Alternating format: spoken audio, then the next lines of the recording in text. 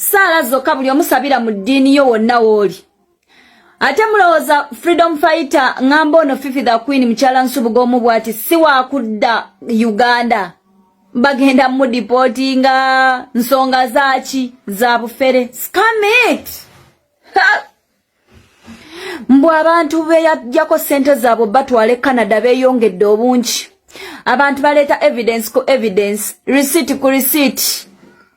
Abalala balaga mobile money. Yay! Nyaba! Gwe. Mbu Fifi the Queen omanyi ensonga zino abantu abazirimu ennyo. Rita Kagwa wali e UK ne Namukasa wane e Uganda. Beweze ne bagamba oba ki Fifi the Queen ajja kuddizibwa e Uganda. Bamudeporting asasule sente z'abantu. Mbu bana abala ababiri bano ba sisters be yajjako $3.5 batwale Canada mbu batutte omusango ku police ne bawaaba fraud. Ne bateekayo fraud case. Fraud kitegeeza obufere obw'enkukunalo obujjudde. Fifi the Queen si ono abadde agamba nti Suna Beni mufere nnyo mubbi. Yabo! Fifi the Queen nga nkumanyi nnyo mu kulwanirira eddembe ly'abantu leero kiki? Kubanga n'eriryo walirwanirira wano nga bukedde eyonoonya erinnya lyo n'ogamba bakuliyirire. Leero kiki? Mwana wa maama. Namukasa wuyo. Fifi the Queen bwe yatwala sente bwe zaggwayo $3.5 sorry. Na blocking omukyala. Mukyala bwagezesaako preaching out eri abantu Rita Kagwa bwe yapostinze naye story kuba Rita Kagwa story yagirimu nange. Kambe wano temunkube eccupa omanyi bakambwe. Awe twogerera ebya Fifi the Queen byandibanga mwanatu abyayonoonese dda. Mbu poliisi nga bw'ova okulaba ensonga ze bwetyo eziyingiddemu mbu era neetegeeza nti Fifi the Queen wakomezebwawo essaawa yonna okusobola okulaba nga asasula abantu bonna ebiyabba. Nga mbadde mukimanyi mu mawulire agabadde gatambula wiiki eyewedde gabadde ga Fifi the Queen nga waliwo abantu abamulumiriza olw'okubabbako sente nga basuubiza okubatwala e Canada. Sente nno aziwerera ddala $3.5 ze bagamba ze bamanyiiko ze yakabba ku bantu ab'enjawulo. Abo nno bibamanyiko naye ndowooza nga bw'ogattako ne bali abatamanyikiddwa sente zandiba nno nga ziwerera ddala nga bw'okiwulira. Ne Suna Beni yennyini avuddemu omwasi ku nsonga za Fifi the Queen. Kankuwa akatambi katono nnyo. Afuuse Fifi the Thief omubbi. Ate ogenda kukyejja kootya. Waswadde nno. Kati kali eyo kali mu kuyiiya mbeera gye kagenda kuddamu mu bantu kadde kawoogane gye vaayo woogane. Kajje kalebeze endago zikalinga ez'akamusungusungu. Akakazi ako kana kapanka ako okajjukira omwaka oguwedde. Kakujonkera bekanfuukira ekizibu. Anti nga buli lunaku avaayo. Bufulutuka mu bbanga. Buli lunaku nga kavaayo. Mukyala Nsubuga. Ntuuse n'ekipya. Onyo kalina. Ne lulya kalunye nyongo kano olwoko lutunule n'ogamba lubadde lutya. Nali mmanyi nno nti omuwala oyo baamala. Ekyufu nga simanyi mulimu omutuufu gwakola okuva yava ku TV. Mwegendeze ba motivational speaker bano abeefuula mbu nno bo bakimala nnyo. Abantu abo abafakinga obulamu ku social media kuno tujja genda tubategeera mpola. Akakazi ako nga kakazi gwe ng'obadde oyita kulinnya. Ekiswaza omugagga kusese mantula. Ekiswaza omugagga kusese mantula. Fifi wasesemye ntula kolyoka ozirabe. Omanyi nabasabira dduwa ya Kamulali bantu mwenna buli yagayula ekimwa ky'embizzi bw'ati mbwagezaako okunzijonkera ebintu byatategeera namusabira dduwa ya Kamulali.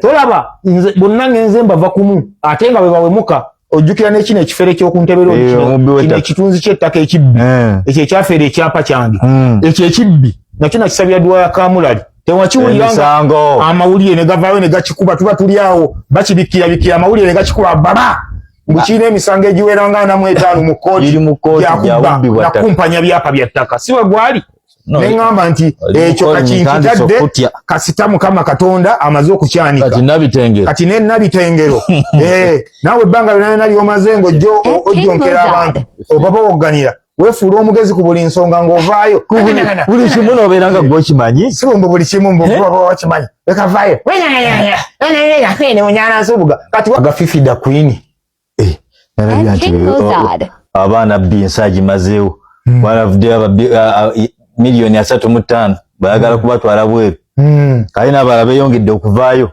ow'obutaano ow'ekkumi kitegeera ow'ekkumi-n'ettaano kitegeera nebyo ebintu weyagaliza muka kitaawo lutta nnyo yes buterevu nnyo nsonga zikyaliza Fifida Queen zikutte wansi ne waggulu mwami Yesuna Beni kansubire mbigambo bye osobodde okubeera nga bwotyo omwewulirirako talina kigambo kiwoomu kyonna eri omukyala Fifida Queen era amwevuma ne sekwevuma yenna nga bwe mukimanyi emabega kaawo waliwo ensonga ezaali mu kubeera nga zitambula nsonga zino zaali makati ga Suna Beni n'omukyala Nambwayo nga bakayanira kalina nga bakayanira maka kakati ensonga ezo omukyala Fifida Queen yaziyingiramu naye nga asabula Suna Beni bubi nnyo kwegamba nga ali ku ludda olwa Mary Nambwayo kati Suna Beni ategeezezza nti bulijjo bino byasabirira bulijjo asabirira abantu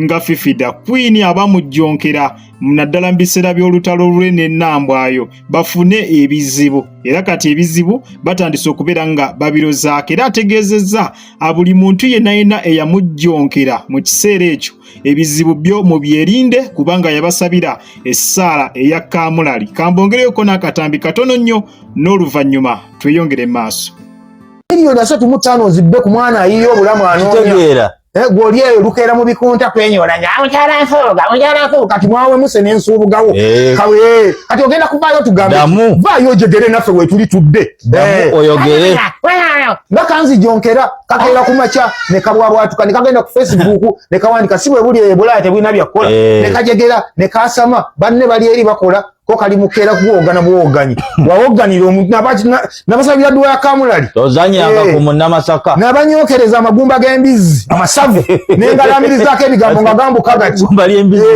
nakunyokereza eggumba ly'embizi nenamiririzako ebigambo okyalaba ennaku ate ogenda kulwala n'ebirwadde kakaziggwe ogenda kulwala enziku ogenda kulwala lukuumawaka ogenda kulwala ebirwadde by'abaana akalakiiro ngamba gwe ka Fifida Queen the thief ogenda kulwala endwadde ogenda kuziwulira bonyize nnyo ogenda kulwala endwadde olukuumawaka akalakiiro amambulugga fisitula otonye kakazigwe ekyamazima kyo akasajja kasanyufu nga bw'ova okulabika nga abwotyo okalaba kasanyufu n'ekintu ekyatuuse ku mukyala Fifida Queen nga bw'okalabye mu vidiyo eyo talina kirungi kyonna ekyagaliza Fifida Queen naye entabwe eva ku ki ntabwe eva ku Fifida Queen kweyingiza mu nsonga ze bwe bali mu kusikaŋŋana omuguwa n'omukyala Mary Nambwayo ku nsonga z'amaka omukyala ge yali agamba nti gage gage ne Suna Beni kyokka nga Suna Beni agamba omukyala talina buvunaanyizibwa ku makaago oba tagalinaako sheya yonna omukyala yavaayo n'ajjonkera bubi nnyo Fifida Queen yajjonkera Suna Beni bubi nnyo n'amukolamu ne bu episode nga leero aleetayo n'enkya n'aleetayo n'olulala n'aleetayo kwegamba n'omwami Suna Beni yabirabanga era yessala ya Kamulali gyagambye gye yali asabira omukyala ono Fifida Queen era agamba Katonda yamuyambye n'abeera nno nga bw'atyo ayanukula essaala ye n'abeera nga kakyala ako akavaamu naye ng'embeera yo bw'etyo bwekyayimiridde omukyala ye Fifida Queen ebintu bikyayonoonese balinze abeere nga amakinga statement abeere nga avaayo abeeko ne kyayogera ku nsonga zino lwakuba akyasirise tannaba kwogera okuva lwe bapositinga ebintu ebyo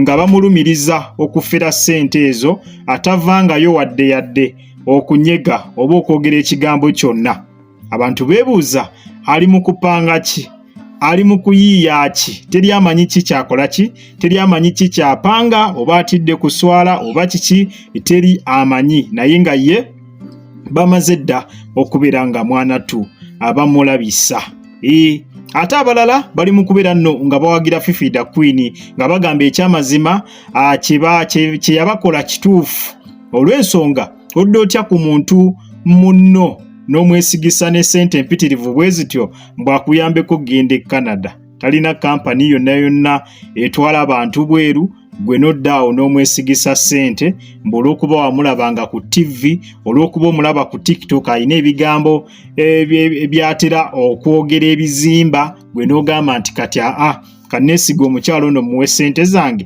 antwala ebweru mbutuufu tomumanyi tomulabanga nako omulaba ku TV omulaba ku TikTok gwe n'okwata ssente anogamba nti ssente zo kozeesigise n'omuntu gw'otamanyi gw'olabye obulabi ku social media olaba atutya kwesigisa ssente zaffe n'abantu baffe abetukuze nabo abazadde baani naye gwe n'okwata omuntu gw'otamanyi n'omwesigisa ssente zo mbwakutwale ebweru mazima ddala abantu abamu basanyufu bagamba Fifi da Queen kiyakoze ekyabadde kirungi nnyo ddala era ne bagamba nti Fifi da Queen yabamazeemu obujega kwegamba abamu bamuwagira ate abamu bagamba akiyakoze kikyamu nnyo ddala nga ab'okiwulira naye katulinde tulabe ate wa ajje binaggwera kubanga ye embeera eyo yeyongera kubeera nga bwetyo ekaluba bantu bangi bakyavaayo